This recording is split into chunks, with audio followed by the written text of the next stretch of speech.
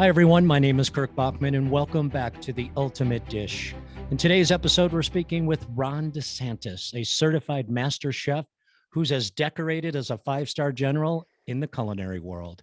Ron has worked with some of the nation's top institutions in the food industry, driving culinary concept design, the development of innovative cuisine, and training a diverse group of culinary professionals. He's a lifelong learner, educator, and he's my dear friend. Join us today as we chat with Ron about his passion for learning. There he is, Chef. How are you, buddy? I'm great. Thank you so much. I hear those things and I think to myself, who is that guy? Who is that guy? And and it really, I say that because I've been just so fortunate in this career to have so many doors open to me, and all I've done was step through the door. And I've been able to do so many things that I look back on. It's like that was actually some pretty good stuff. It's really good stuff from meeting the president of the United States, not one but more, and heads of state, and all the way to preparing healthy meals for kids. That's probably even more important than meeting the people that are running the country in some ways, because there I'm actually impacting these young lives. So thanks for the introduction, and it's going great, let me tell you. Good. Sometimes it's nice to kind of step back and just kind of view the show through your lens, right? And maybe you change a few things here or there, but for the most part, hey, that was a pretty good ride. I wouldn't change a thing. There you go. I've got to ask. I know that maybe it was a couple of weeks ago you traveled all the way over to Dubai, right? I did. It was last minute opportunity, and at the invitation of the government to be introduced to plant-based meats. And wow. there was work, but what was even that much more exciting and fun was just experiencing what Dubai is. Yeah. In such a short period of time in the desert, creating this unbelievable cosmopolitan city that rivals any modern city on the planet. But you take an hour trip west and you're deep in the Sahara Desert, which I did as well. Just an incredible experience being there in the Middle East. And that was your first time? That was the first time in the Middle East. Yes. I mean, I've always wanted to visit Israel, but that's as close as I've gotten so far. What was the one thing that like really stood out that surprised you? I see things on the internet of the indoor ski arenas that are as large as our mountain ski resorts, right?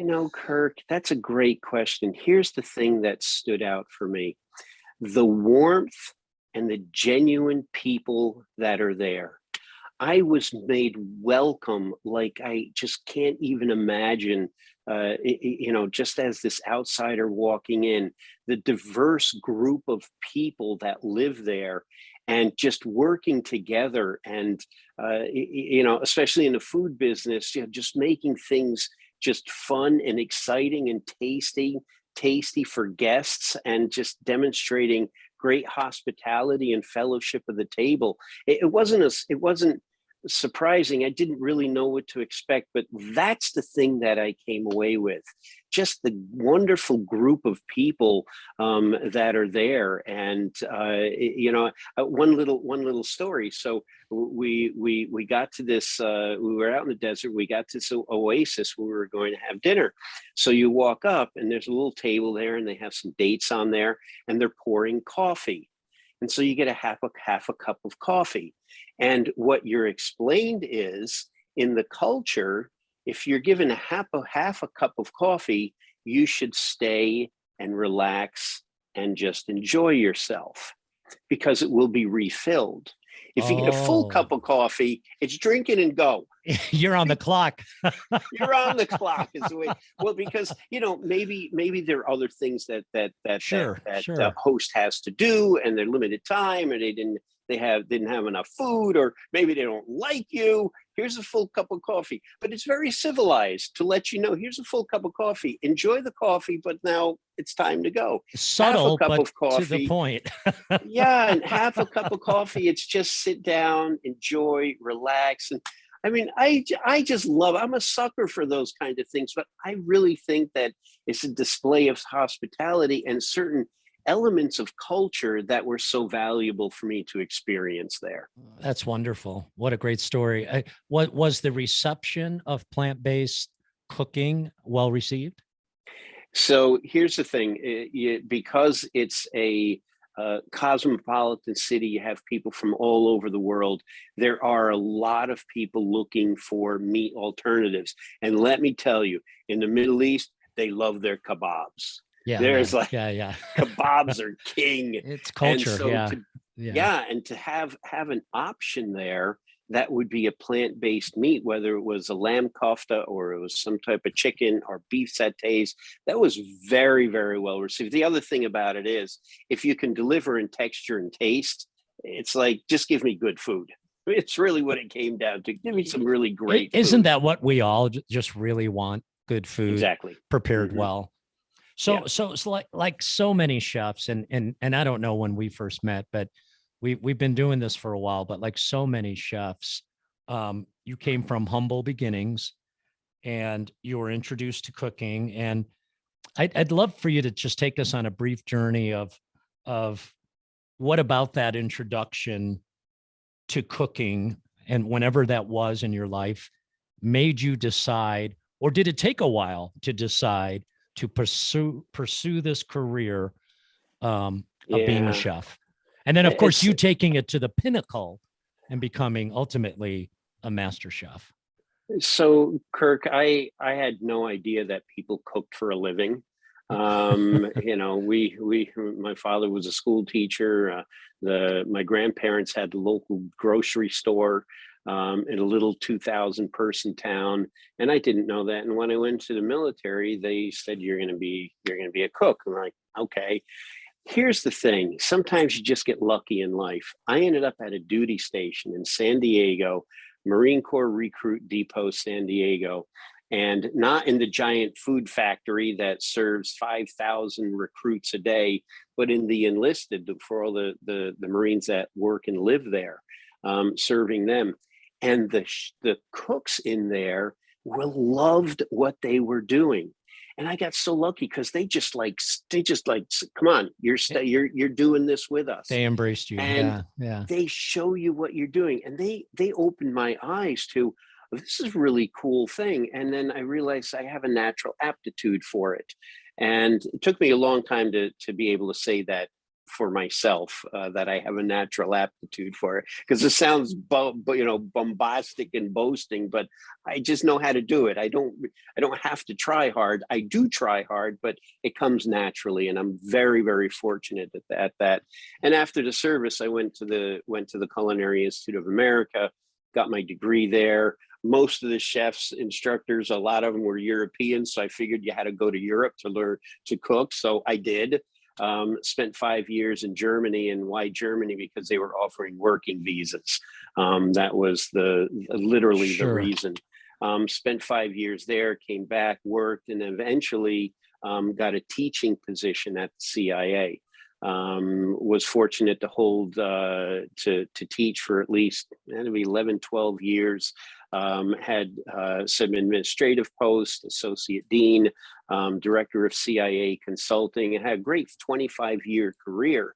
And then was recruited by Yale to head up their Director of Culinary Excellence that oversaw the production of the Yale's 15,000 from scratch meals a day. And here's the thing, back at the CIA, I'm going to tie this into plant-based. Sorry, I have to. Back at the CIA, I was teaching healthy cooking techniques of healthy cuisine. And because I was teaching it, I figured I'm going to practice what I preach. So I shifted my diet to primarily plant-based. probably at the time was about 75% plant-based. When I got to Yale, our menu was about 87, 88% plant-based. So that just fed into what I believed in. And then in 2017, I met Todd Boyman, the CEO of Hungry Planet. I tried his food and I said, let's talk a little bit more. What you're doing is very, very intriguing. And I'm not 100% plant-based, but I inch more and more to that. You know, if I was to pick a number, I'm probably about 90%, a real flexitarian. But that's kind of that transition along the way. So here I am at the later stages of my career, and I'm manufacturing, I'm making food. And one of the things that I find especially exciting about this is our mission statement says to bend the curve on personal and planetary health. I am actually doing that because of people's choices of food. They're eating better and healthier, and we're positively impacting the planet's health as well. So I really am grateful for where I am, and I'm enjoying the heck out of, presenting foods. All the foods behind me, it's all plant-based, but it just looks like regular food. That's the good thing. It just means like, oh, it's just great food, and that's what it ends up being. It's great food. So I've taken all my experience, my career, and I'm able to put this into place to make some great plant-based menu items. It's kind of like a beautiful full circle, right? You've impacted so many people, so many young culinarians that have come to school and then gone out into the industry. You're working very closely with one of our Escoffier graduates now at Hungry Planet, Shane. He is. He's one of our culinary specialists. Shane Witters Hicks, a culinary specialist. Absolutely. He's amazing, and we did some plant-based cooking here, so it was a perfect fit. But I do you feel like you're still in this cycle of learning? Always, it's even when I was, even the new trip to Dubai, it's like, well, we've got these really great restaurants. I said, no fine dining. I do not want to see one fine dining restaurant. I always want to go to where locals are eating. So I had incredible hummus, muhammara, baba ganoush, mutabel.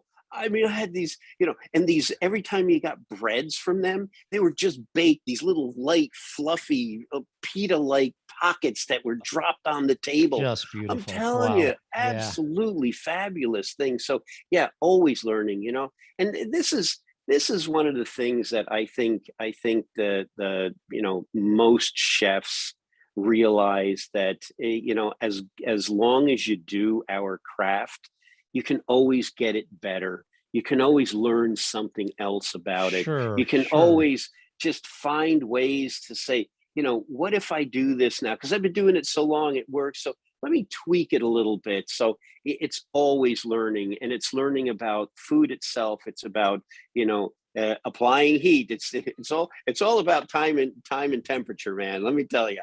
Yeah. And also about learning about new cultures. And that's why my wife and I travel a lot.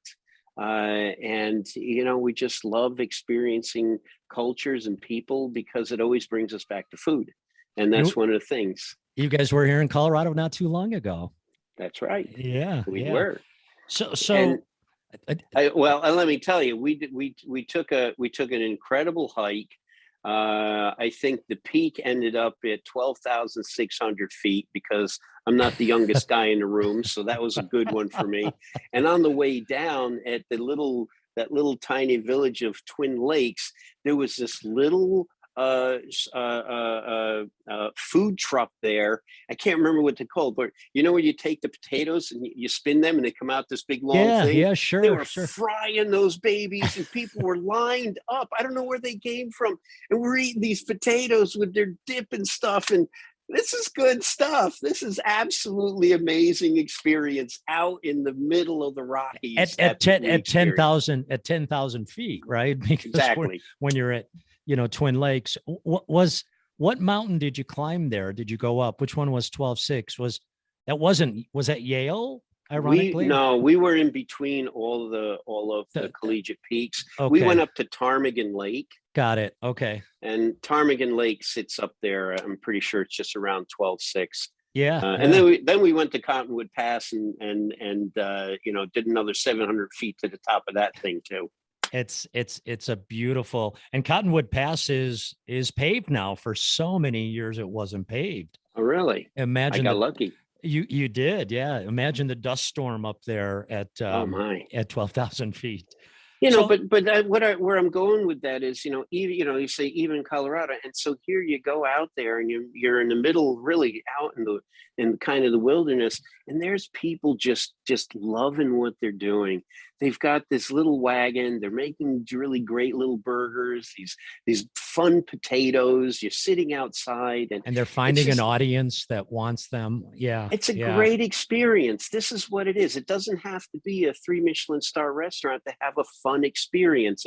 And that's the learning that you can always do when you're involved in food. I love it. I love it. Yeah, you mentioned your time in the military. Before we go away from that, I wanted to just ask what over the years that I've known you, the things that have really impressed me is your passion, your respect for the craft, your respect for the craft, good food, just like we've talked about today.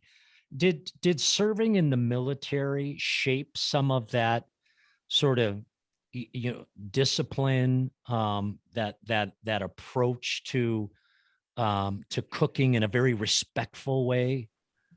So the in many ways, the good ones where you learn how important it is, because you basically every day is a banquet. That's basically what it is, and it's a dynamic menu that because it changes every single day, which in hindsight helped me for college and university dining, which changes every single day, Yeah, yeah. and how you plan for that and execute, because when those Marines lined up, they have a finite period of time that they need to go through that chow line, eat, and get back to what they're doing. So the discipline of who does what, when is it done, how is it done, and here's the thing.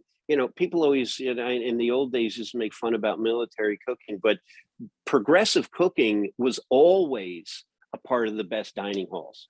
That was like you had to progressively cook, because you got to think about it. We have an opportunity we had an opportunity to impact these Marines' lives just 3 times a day: breakfast, lunch, and dinner. Do the best you can do. Do the best you can do.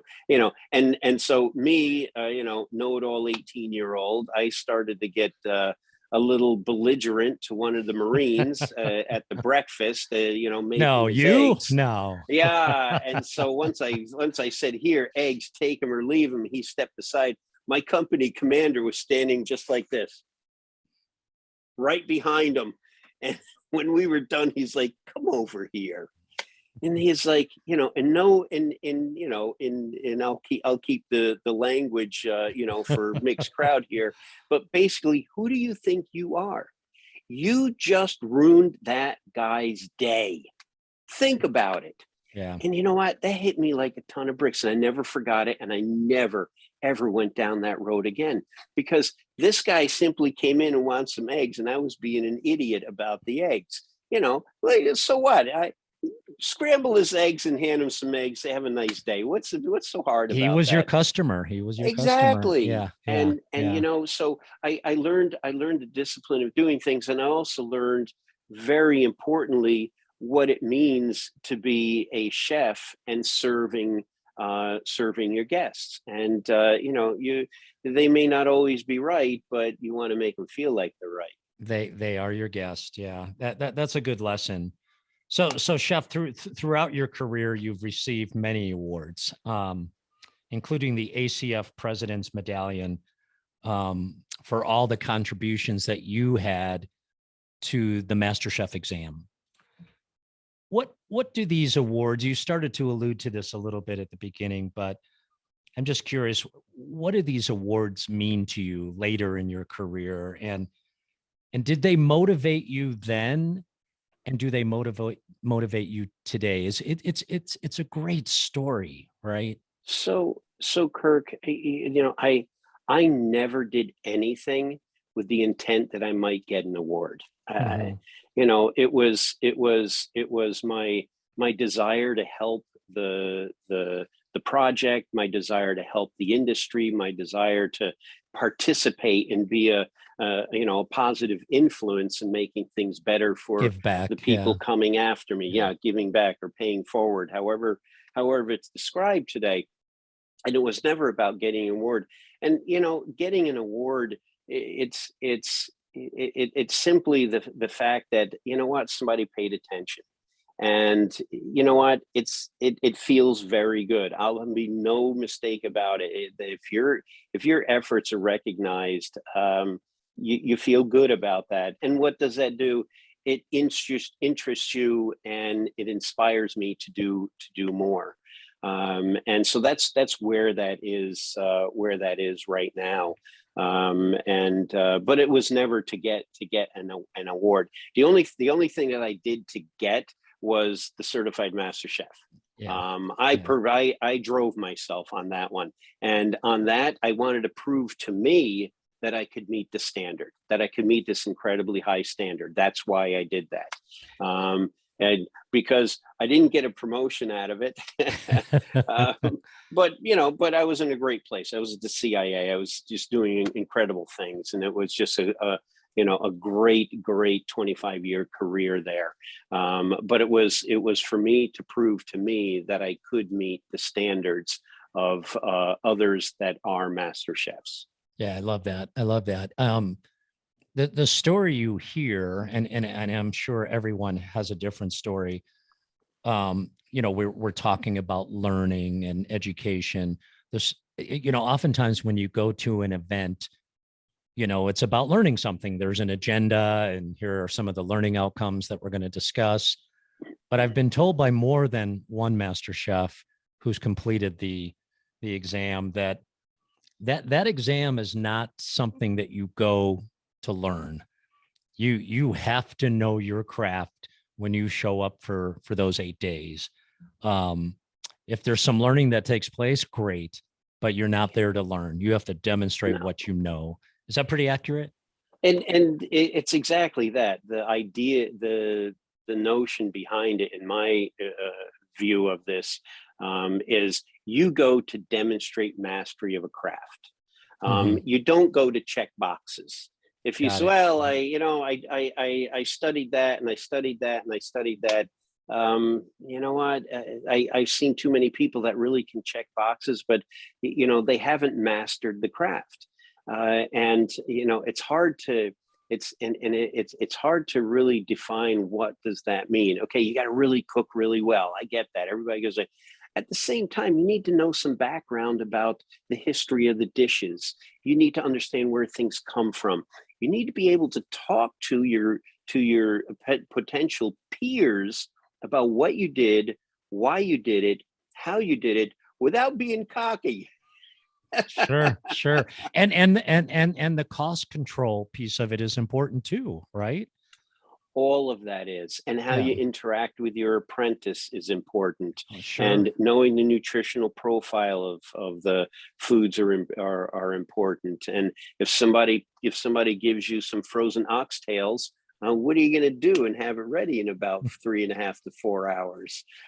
So those are some of the things that take place. Mastering the craft, mastering the Yeah. craft. So as an educator and someone who for many years has trained and elevated the skills of others, other chefs, other cooks, what are some, in your opinion, some of the most important concepts or characteristics that you try or at least hope to instill into, let's call it, students that you mentor currently and have mentored?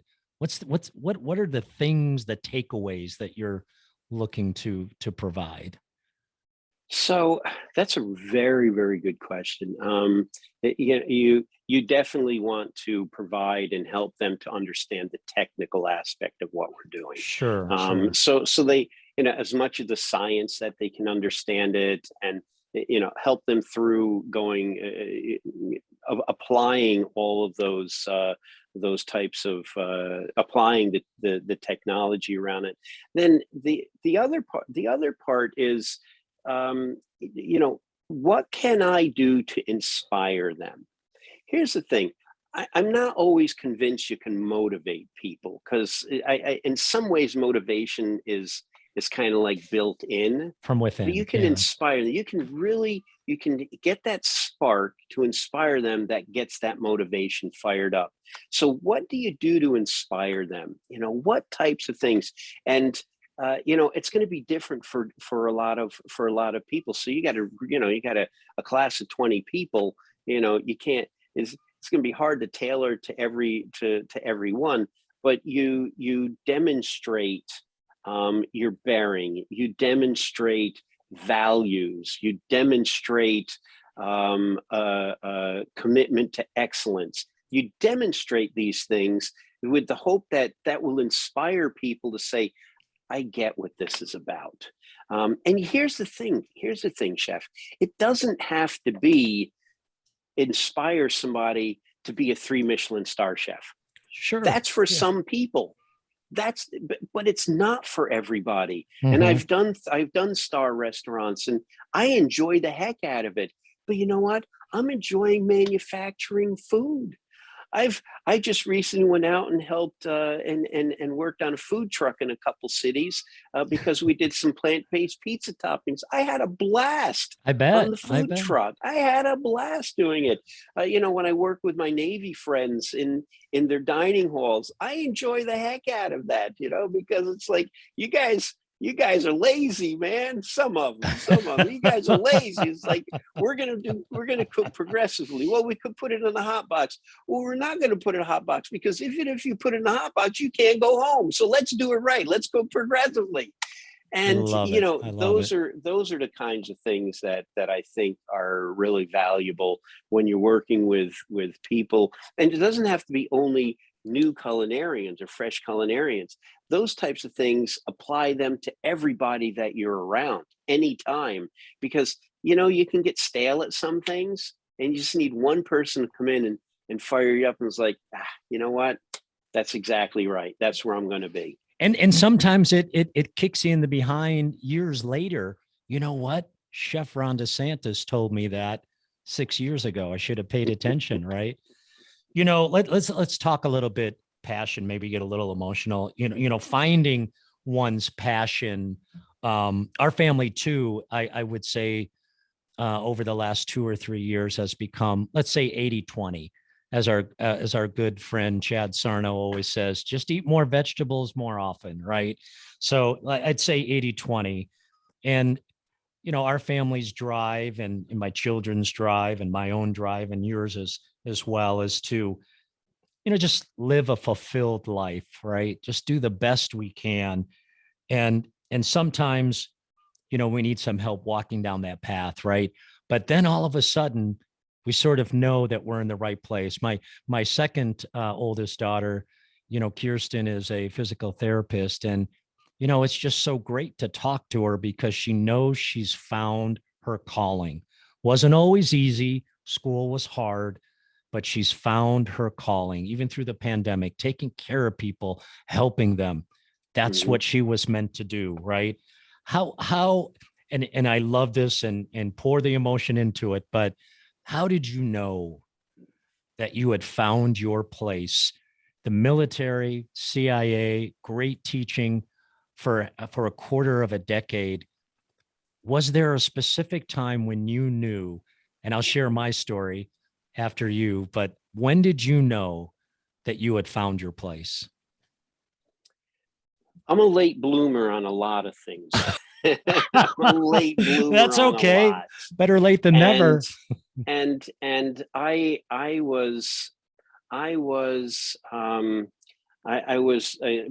working as a chef, and then I was at the CIA, and I wanted to be an administrator, and did that for a while, but I realized that there was a comfort and peace when you're actually just in there working with food and making things and getting people that say, hey, this was actually absolutely fantastic. So, it probably it was definitely like the late 90s when I finally settled in, and it's like, so what do you want to be when you grow up? And I was like, I want to be a chef. Now, I had already been doing this for quite a number of years, but I finally realized, I don't really need to wear a suit. I don't need to do these other things. I really, really want to be I want to be known. People know me with a chef coat on, Sure. and Sure. they know me about talking and being excited about food and making. Sometimes I get lucky and I get really good food that I put onto a plate, and they know me for that. And that's when I realized that's what it's about. That's exactly what it's about. And it doesn't, and once you get that once that's in here, my what and my why, things start to really fall into place. It's probably one of the number one questions we get from students. They'll raise their hand and they'll say, when will I be a chef? When will I be a chef? And I always take the easy way out. I always say, it's not for us to say. Some of you may be being paid in the industry working as a chef, right? So Mhm. when other people call you a chef, I guess then you're a chef, right? I remember, and I'll be really brief with this. I've told this story before, but my mom was ill, and my dad had taken her to San Diego to be with my sister and go through some chemo and different things like that. So they leave me alone, right, with the restaurant and my dad's reputation for incredible pastries. We wrap up a really busy Saturday night, and I realize I've got to get the brunch ready. So I know that I'm going to pull an all-nighter. And the hardest part, what I left for last, probably about 2 or 3 in the morning, I had to make the pâte de choux, and I had to make the cream puffs, right? And so in the oven they go. A few minutes later, they come out, and that was one of those moments, right? Like you talk about, where I just kind of stopped, and I was like, I'm here. This is what I'm going to Yeah. do. This is what I'm going to do. Right. Hmm. Serendipitous Hmm. in a crazy kind of way. It Um, is.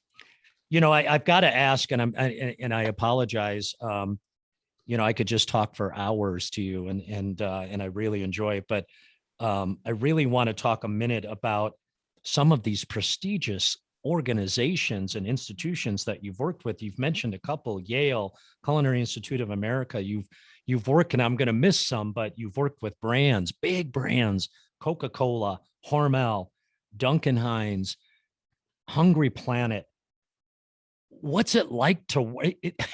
Is that an amazing amount of pressure? Those are big, big names. What's it like to work and consult and provide feedback that they have to put into action with big brands like that?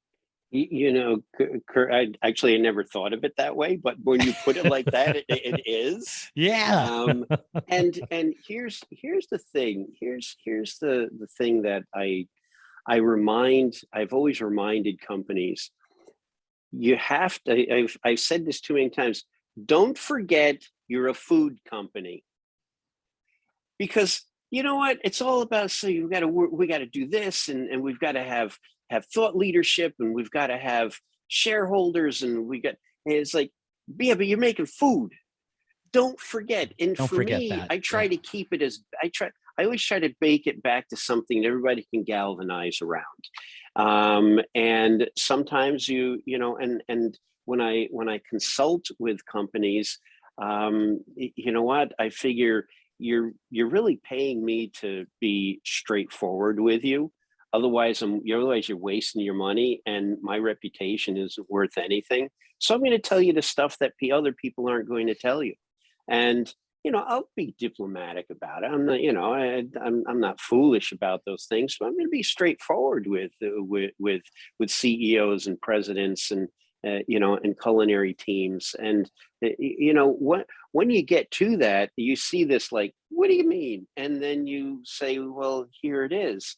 And they're smart people. That's why they're running these things. They're like, all right, okay. So what do we do? All right. So that's a bigger conversation. And it's not just me saying this is what we do. We have to bring people into play. And I just love working on those types of things. I love being a part of helping solve these types of they're not always problems, but some are. But how do you solve things? What is the solve? And what can we do? What do we need to do to get there? So that's my approach to that. It was, I was called in to train the chefs at Camp David, and not just the president's chefs, but the ones that feed everybody else there. And for me, that was pretty high task. But at the same time, it's about making food, right? So So I don't leave us hanging on that. So that was, I was gonna go there. You did some work at the White House, right? With the right, White House yeah. around menus for children. Am I right there? That was the White House and the USDA, and that was healthy cuisine for kids. It's still in existence, and right now, very close friend and colleague of mine that used to be at the CIA, Kathy Powers. She's a registered dietitian, and she is still working healthy cuisine for kids. And here's the thing: what do we do in these meal situations that we can make these foods be interesting for kids? So here's the thing. So what do? You give them a piece of hand fruit, apple, orange, things like that. You know what? Where's the hand fruit go? It's not So interesting what to do you, them. Yeah. what is Yeah. interesting? Cut the apple up. They'll eat the darn apple if it's cut up. Sure they will. It's Sure that they kind of will. thing. So I'll tell you a quick story about that. There was one time I saw the most innovative thing out at the Los Angeles Unified School District, and I wish I could remember the man's name. He figured out, here's what we're going to do with this. On the way to the little trash can, there's a table, and he called it some interesting name. And what you would do if you didn't eat anything like that on there, you put it on the table. And what happened? The kids that really needed that food at the end of the meal period, the table would be empty because Brilliant. that food got eaten then. Because there are over 17,000 families living in garages and street and tents and cars in Los Angeles, and those kids are going to school, and those are the kids that are getting those extra those types of things that weren't eaten by the other kids. It's sad, but at least somebody found a solve for it. He Yeah. found a Yeah. solution to that. He found a solution. Instead of throwing that thing away, you can put that on a table, and somebody that wants it is going to eat that, is going to take that and eat it. And I'll tell you what, I am in awe of what they do, as hard as they work at the LA Unified, to do the right thing for these kids. Absolutely fantastic. I love it. Chef Annie Cooper, who lives right down the road, would have loved that story. Um, hey, you know what? We've been chatting so much that we're coming to the end of our time. I can't even believe it. I'm going to have you come back because I want to do a whole session on food entrepreneurship. I think that can take us a whole nother hour. But before I let you go, Chef, the name of the podcast is The Ultimate Dish. So, Chef, Master Chef Ron DeSantis, what is the ultimate dish? Chef, it's like which one of your kids do you like the best, right? So so all Just right, give you me want to one of know them. Give me one of them. you want to know what's my go-to meal. What's your go-to? My go-to meal is incredibly, really quickly, high temperature roasted cauliflower. Simply Oh, salt, some fresh thyme on it, if I'm lucky, a little bit of bacon finds its way in there, and I keep it as simple as that. I mean, that's about the most go-to ultimate dish that I really, really enjoy on an ongoing thing. I wish it was some crazy kind of thing, but it's not. It's just really great vegetable, handled the right way, the right temperature applied to it, seasoned perfectly, cooked right to that moment. You have caramelization, you've got texture, you've got great flavor, you got everything you can imagine happens right then and there. And you go a little crazy, you can make a little tahini dressing and drizzle it over the top, and toasted sesame seeds with that, some fresh bright sprigs of cilantro, or fresh coriander as it's called in the Middle East. And now you got something to talk about. Isn't that amazing? From a master chef, something as simple but as beautiful as a high seared cauliflower dish. I love it. Did some of that come from the time you spent in Europe? Because that was a 3 times a week meal in my German household. Sometimes an egg on top, sometimes not, right? There you go. See Yeah. that? That's right. That's right. Now we were pretty meat centric while I was there. That was my transition when I was teaching healthy cuisine. It's like, all right, what can I do? And that was that transition, finding the right things to have in that sense. Lots of Rouladen and Sauerbraten and Wiener Schnitzel for you over there. Oh, yeah. Mm-hmm. Schweineschäufele. Oh, yeah. Hey, Chef, thank you so much for joining us today. I really appreciate it. It's good to see you. I hope that you have a beautiful holiday season, okay? Thank you. I wish the same for you and your family. Truly appreciate the time to talk about food and life with you. Keep up the good work, man. I love watching your podcasts. Thanks so much, Chef. Appreciate it. Thank you for listening to the Ultimate Dish Podcast, brought to you by Auguste Escoffier School of Culinary Arts. Visit escoffier.edu/podcast, where you'll find any materials mentioned during the podcast, including notes, links, and other resources. You can also browse other episodes and subscribe.